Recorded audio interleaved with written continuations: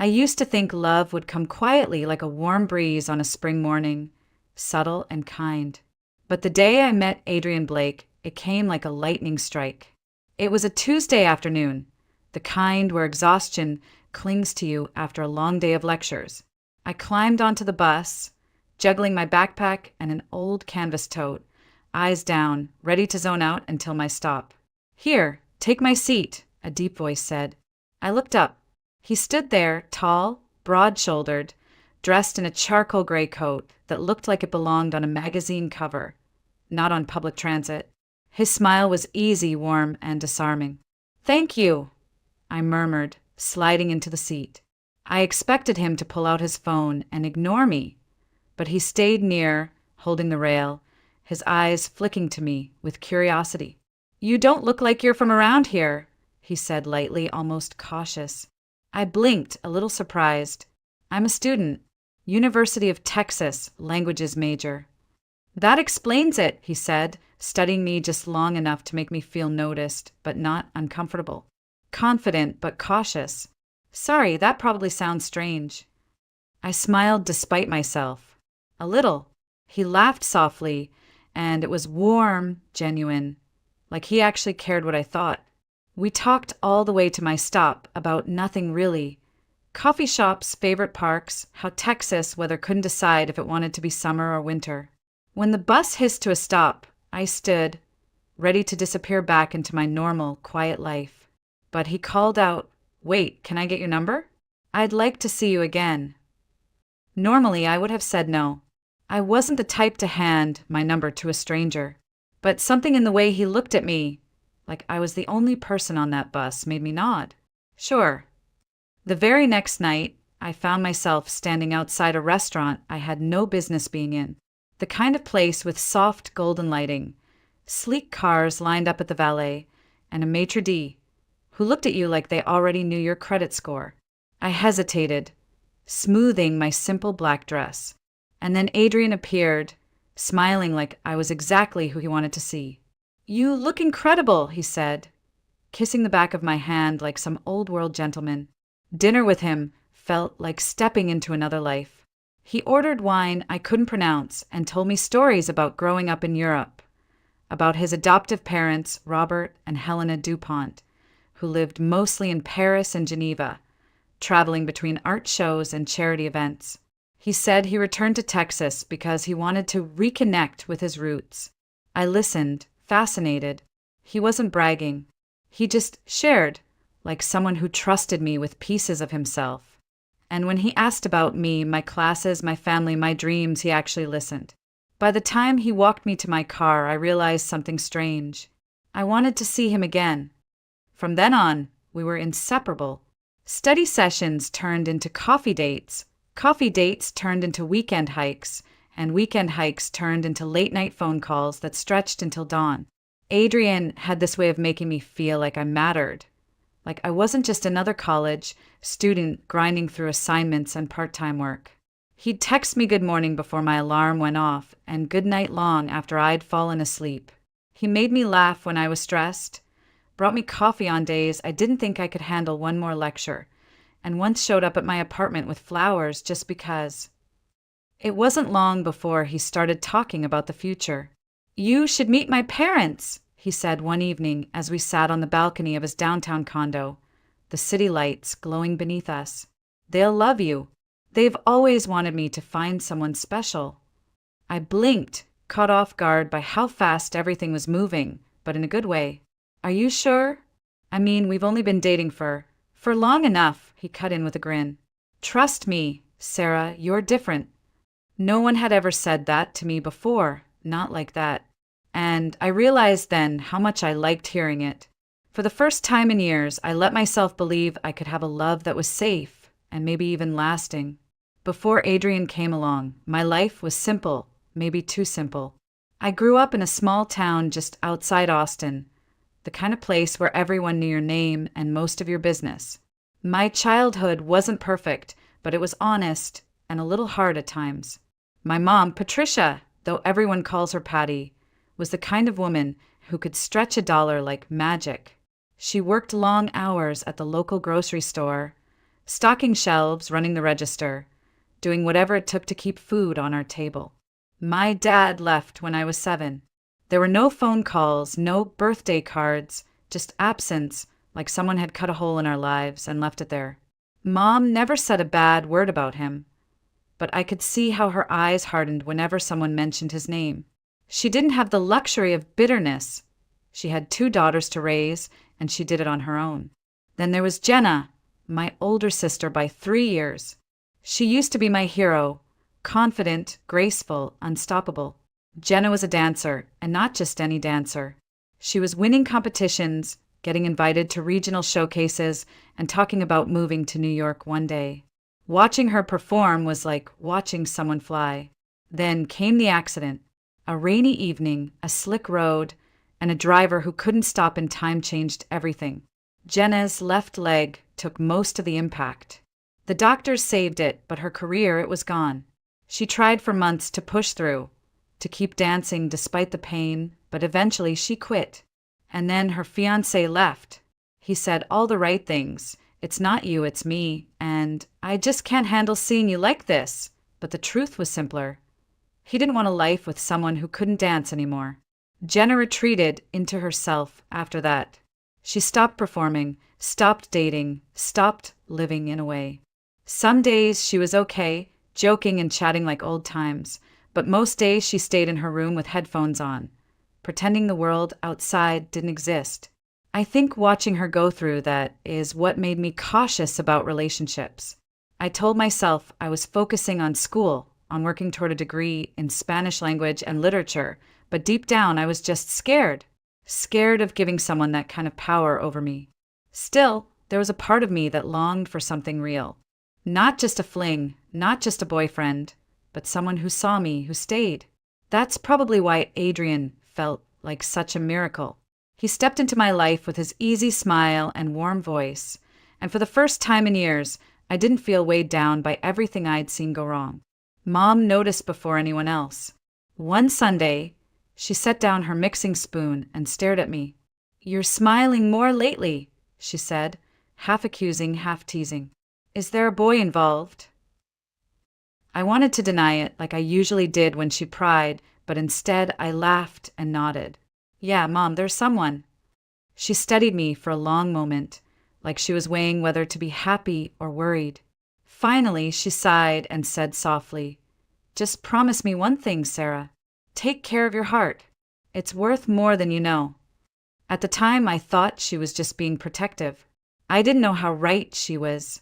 When Adrian invited me to dinner with his parents, I was nervous but also excited. Meeting someone's family meant something. It meant we weren't just casually dating anymore. It meant he was serious.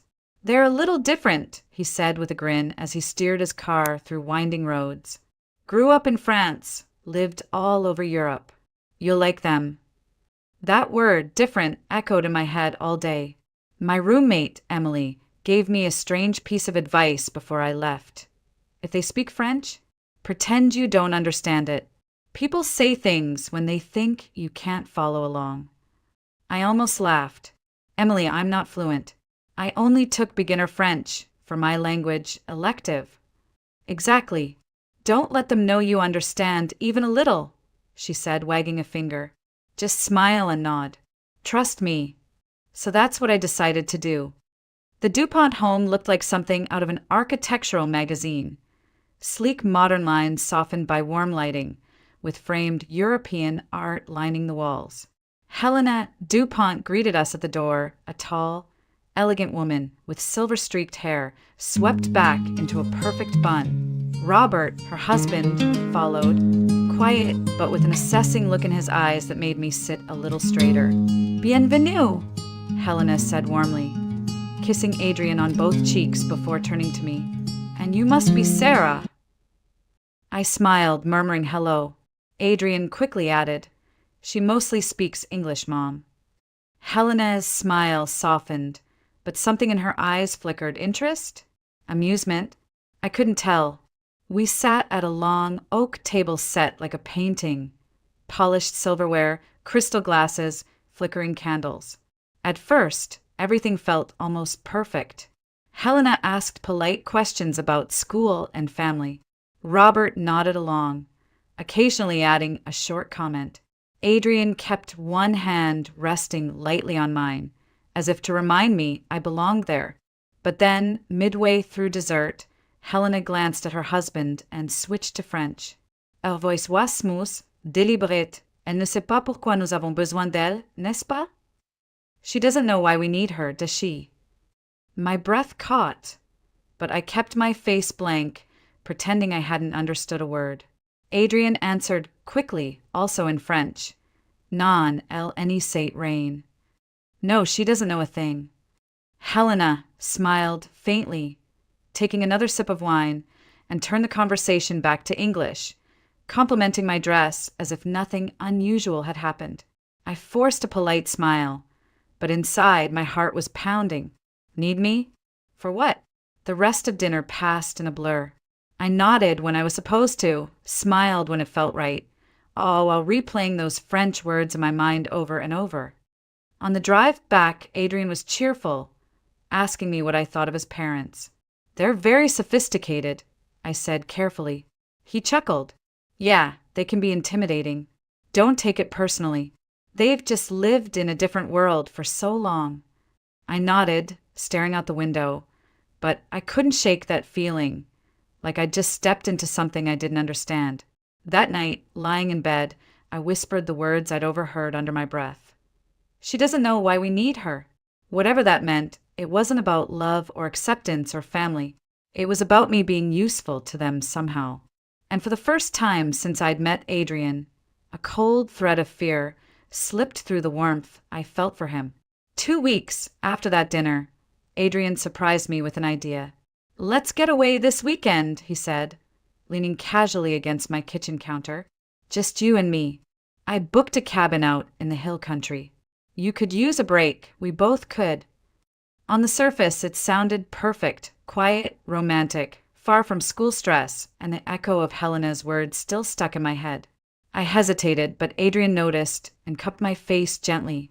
You've been tense lately. Let me take care of you for once. I nodded slowly. Okay, yeah, that sounds nice. The drive itself was beautiful.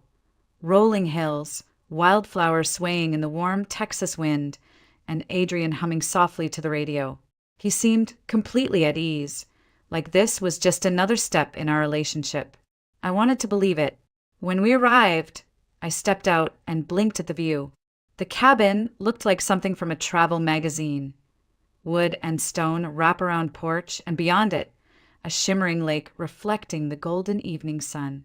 Pretty amazing, huh? Adrian said, slipping an arm around my waist. Come on, let's unpack and start dinner. Inside, the place was even more luxurious. Fireplace, soft rugs, a kitchen already stocked. Adrian opened a bottle of red wine and poured me a glass. To us, he said with a warm smile. We talked, we laughed, we cooked together, and for a while I forgot about that nagging voice in my head. Until I noticed how often he refilled my glass. By the time I sat down, my head felt light. Adrian, I feel tired. My words came out thick, my vision tilting. He was by my side in an instant, lowering me gently onto the couch. Shoot, just rest, he whispered, his voice calm and oddly distant. I woke up to the smell of damp wood and something metallic. My head throbbed, and my hands wouldn't move. They were tied behind me. I was on a cold concrete floor in what looked like a basement. For a moment, I couldn't breathe. Then I heard Adrian's voice, calm and deliberate, from somewhere above. Yeah, she's ready. Everything's in place. A chill shot down my spine. She's ready? Ready for what?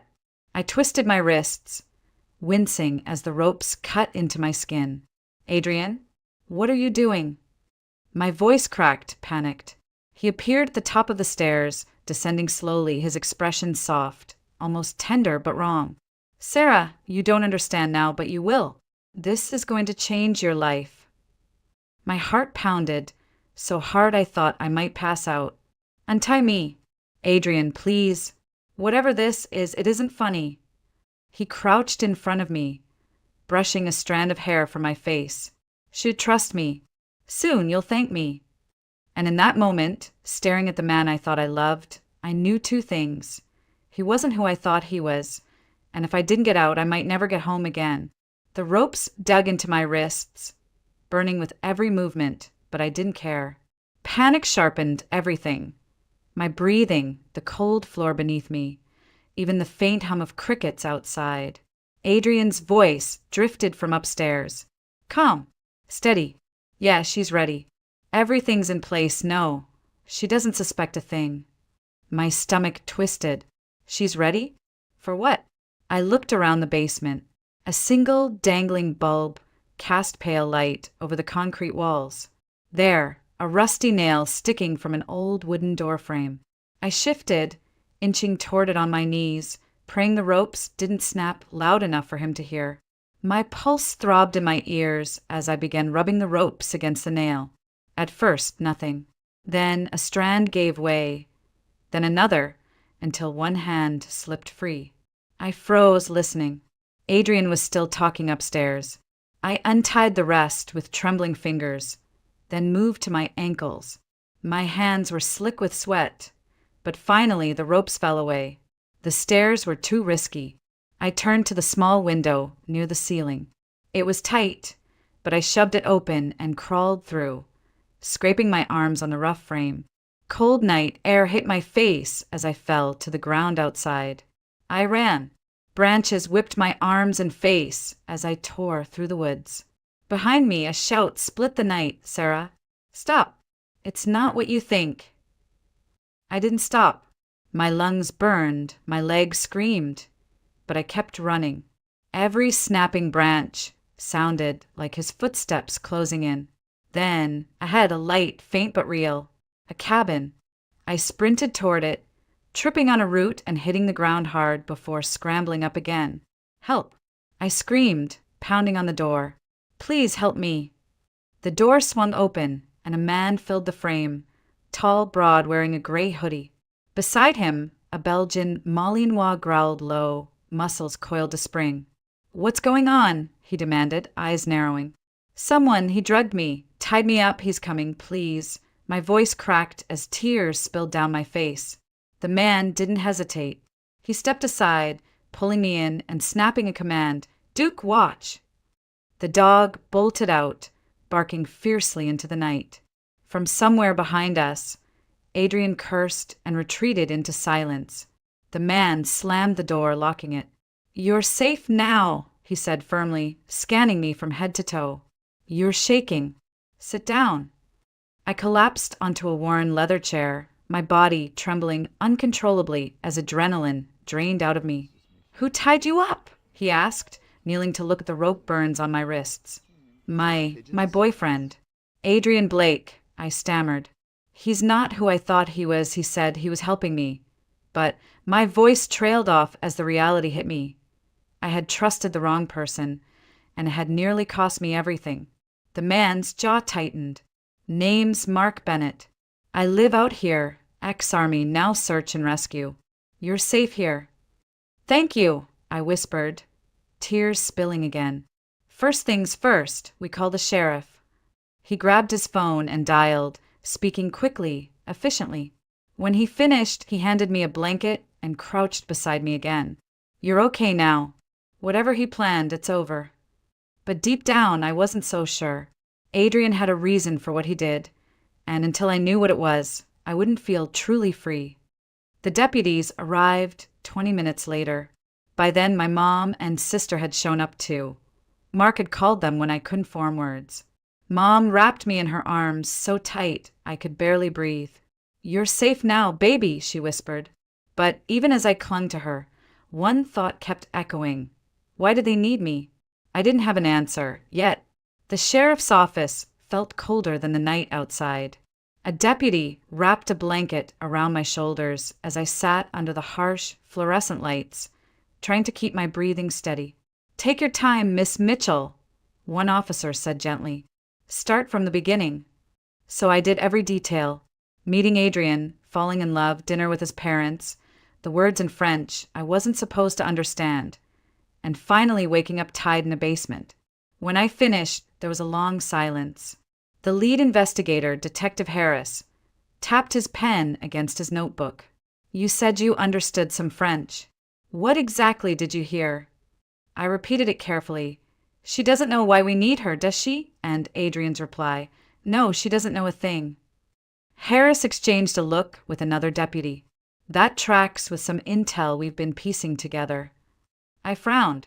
Intel? On what? He leaned forward. Adrian Blake isn't just a charming boyfriend. His adoptive parents, Robert and Helena DuPont, are under quiet investigation for international fraud. Fraud? My voice cracked. They've been posing as humanitarian consultants, claiming to help wealthy families locate missing relatives. They charge millions, but in most cases, they don't actually find anyone.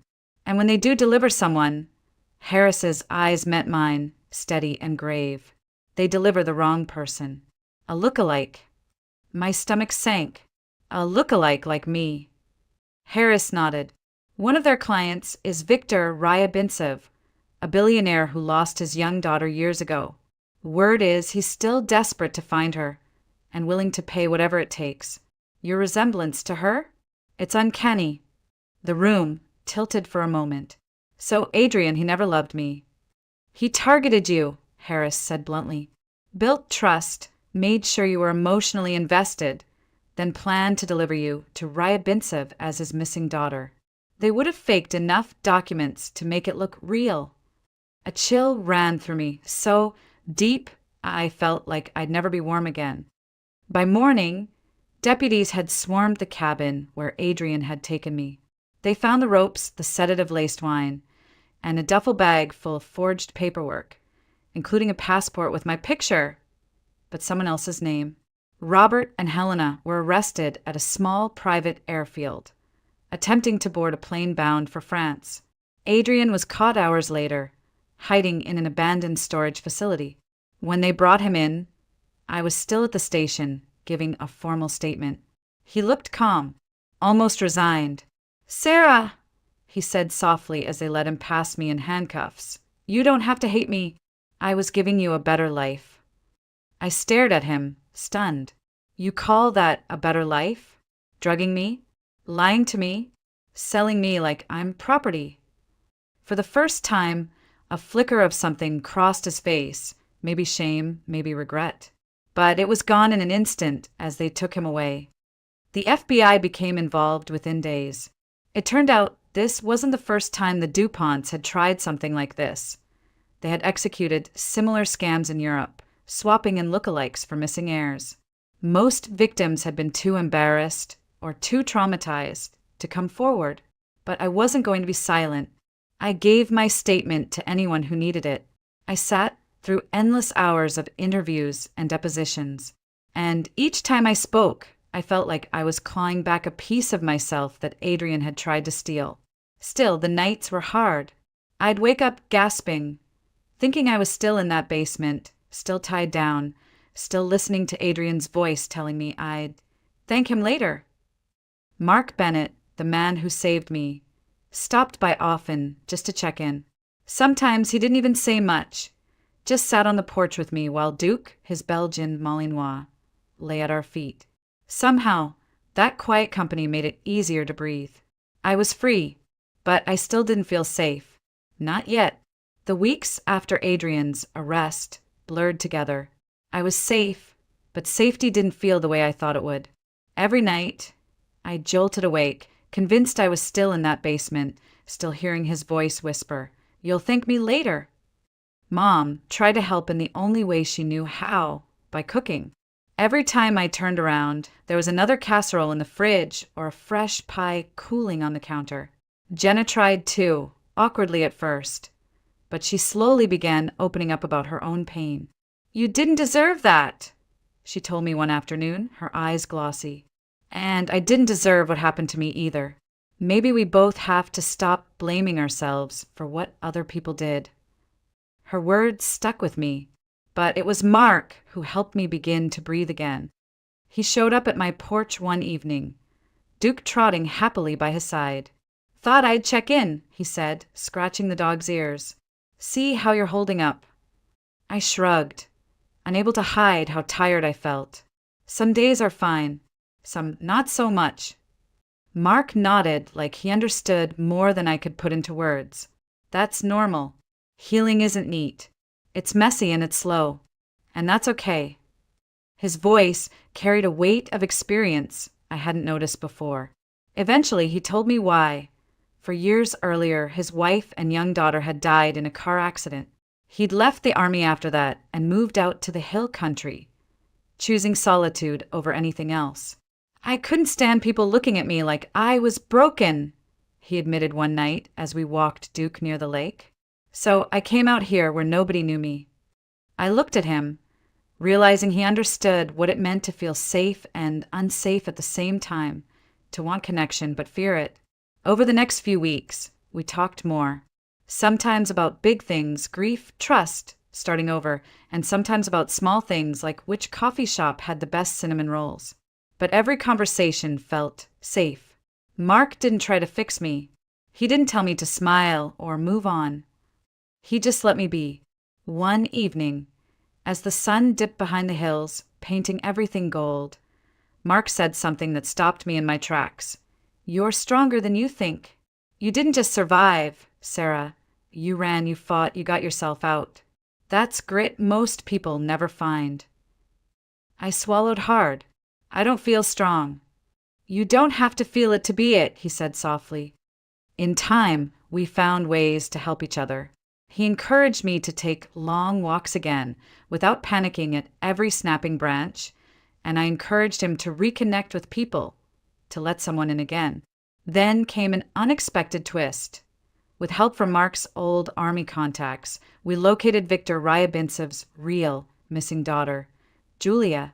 Watching father and daughter reunite after decades apart was overwhelming, not just for them, but for me. It reminded me that not everything ended in betrayal. Some things could still be good. That night, sitting on the porch with Mark and Duke, I felt something I hadn't felt since before Adrian. Peace. Mark handed me a cup of coffee and said quietly, almost shyly, I like having you around. For the first time in a long time, I smiled a real smile. I like being around too. And in that moment, with Duke curled at our feet and the stars stretching endlessly above us, I realized something powerful. I wasn't scared anymore. Not of Mark, not of trusting someone new, and maybe not even of my own future. The seasons shifted as my life quietly rebuilt itself. What once felt like permanent darkness slowly warmed into something brighter, safer. Mark and I didn't rush anything, but somehow it still felt like we had been moving toward each other all along. He was patient, steady, the kind of man who let silence mean safety instead of awkwardness. One evening, Jenna stood in front of me, tears in her eyes without her crutches. I got approved for the final phase of surgery, she said, voice trembling with joy. It turned out Viktor Ryabintsev, grateful beyond words that we had helped reunite him with his real daughter, had paid for every procedure Jenna needed to dance again. The night before her surgery, Jenna took my hands and whispered, You saved me, Sarah. Without you, I'd still be hiding. You didn't just escape. You pulled me out of my own basement, too. I hugged her tightly, realizing healing was rarely just one person's journey. It rippled outward, touching everyone you loved. Months later, on a warm spring evening, Mark led me to the lake near his cabin. Duke bounded ahead, tail wagging, as if he knew something I didn't. Sarah, Mark began, his voice carrying an edge of nervousness I'd never heard before. I spent years thinking my life was over. That love was something I'd already lost. But then you came banging on my door, terrified and brave all at once, and you woke me up. He pulled out a small velvet box, opening it to reveal a simple, elegant ring. I don't know what the future looks like, but I know I want to face it with you. Will you marry me? Tears blurred my vision as I whispered, yes. For a moment, everything stood still, the wind, the trees, even my own fear. Because in that moment, I wasn't broken. I was whole.